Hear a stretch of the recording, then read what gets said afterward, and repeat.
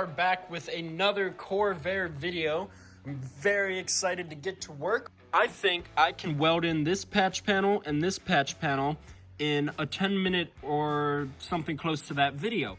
I think we should get right into welding in this patch panel. I think it's going to turn out great. I've already got a patch there and a patch there basically made, so let's get right into it.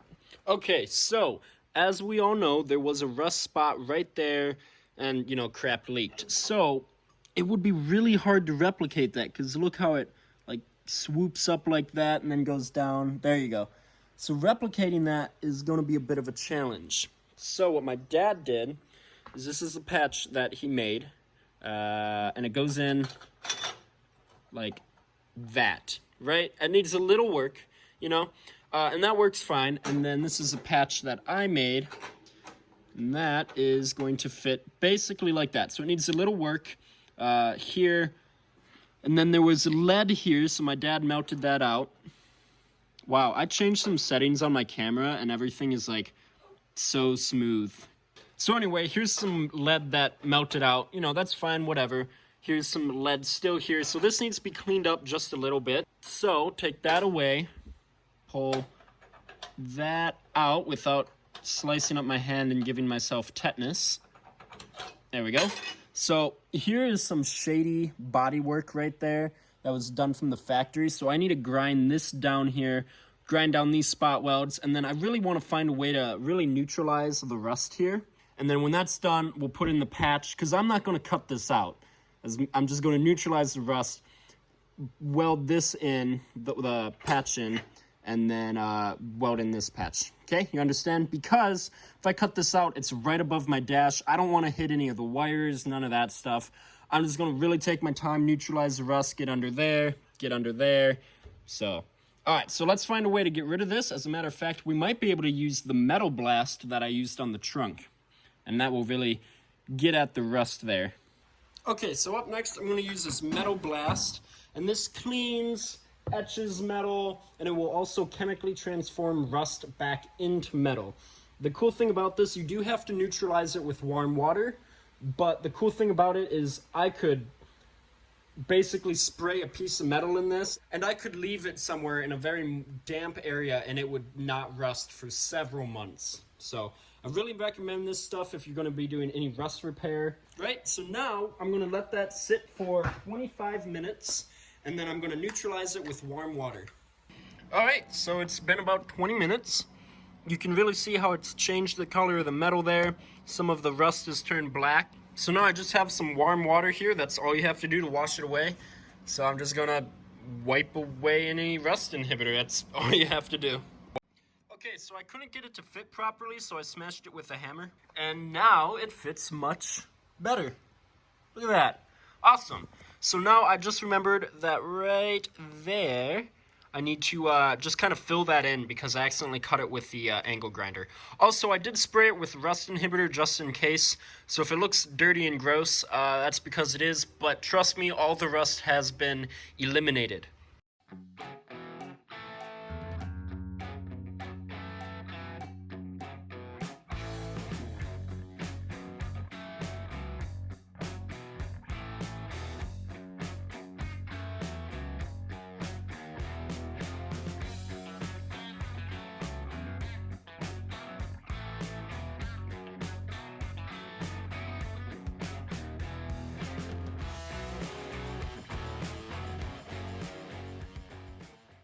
Got the patch welded in. Ground down the weld as best I could. I say best I could because it's hard to get a grinder in there.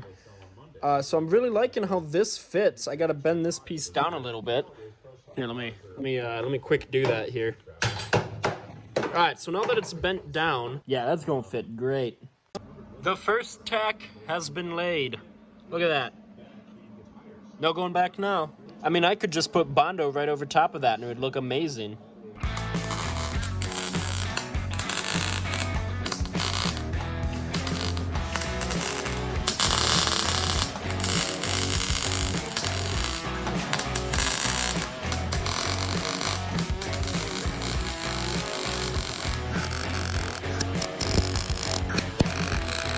All right, so check this out. I would just like to say I am not a welder by any means. I took one semester of it when I was in high school.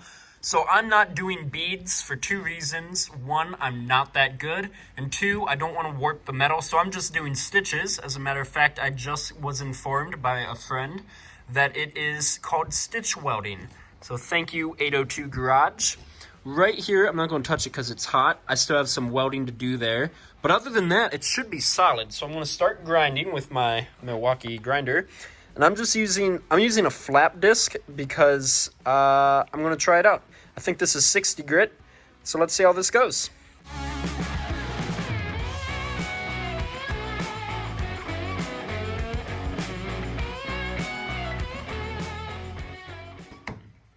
Okay, I'm just making sure it's not hot. I mean, look at that. I am very happy with that. We're not looking at this. Don't look at that. We're just looking at this, right? Very happy. It ended up sinking a little bit right there, but that's okay because I was already planning on skimming some putty on it. I tried getting the grinder down in there. I just couldn't because the grinder wheel was way too big. So, also the windshield is going to cover this, so I'm not really all that concerned about how this looks. So I'm going to clean this now, and then I'm going to put some putty on it, and then, I don't know if I'm going to sand it, but remember in my previous video, I wanted to prime the A and C pillars. Well, I need to do a little bit of putty work here, and then some putty work over there. So I'm thinking sand these, and then just putty it all at once, and that will be another thing that I can cross off this list, and it's just another step that I'm closer. So let's put some prep clean on this, and then we are going to mix up some putty.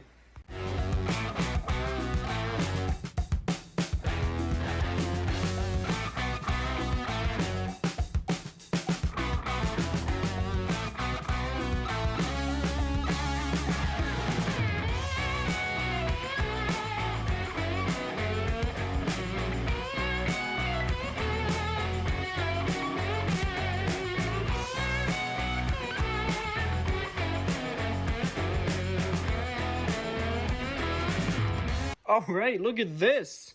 Look at that body work. That is so smooth. I think I sanded that to 150 grit. Same with everything up here. So I'm going to wipe it down with some wax and degrease remover or prep clean. And then we're going to get spraying, and I'm going to call it for the video. This is so cool. Look at that. I can't believe how well that patch welded in. Ladies and gentlemen, are you ready? Look at that. That looks so good. I don't care what anyone says. Yup, I probably should have maybe ground those welds down, but like I said, it was really hard to get the grinder in there, and the window is going to cover it, so no one's ever going to see it. But not only that, the pillars and that side is also primed. All in a day's work. That is so good. I cannot express how happy I am. It needs a little cleaning, but oh well. One thing that I just noticed, so I really wanted to get primer on this because I don't like leaving bare metal because then it rusts. So I should have done a base coat, but it looks like I missed some body work. That's okay though. I'm gonna come back. I'll fix that at a later date. Probably do it tomorrow. No, I work tomorrow. Probably do it at a later date. But yeah, I should have done a base coat. Oh well. At least I can see it now, and there's primer on it, so it's not going to rust anymore. So look at that. Another thing we can cross off the list. And with that being said, I'm actually going to end this video. I really like the idea of putting out more content, even if it's shorter. Let me know what you guys think in the comments. I love reading your guys' comments. Please feel free to like the video. That makes me feel good. And subscribe so you can stay tuned with more future content. I got some cool stuff coming. Probably going to make that into a video. The backside of that needs to be stripped down of paint yet, so that'll be an upcoming one. And whatever else I can find, because that March 26th due date is coming up fast, and I want the car primed by then.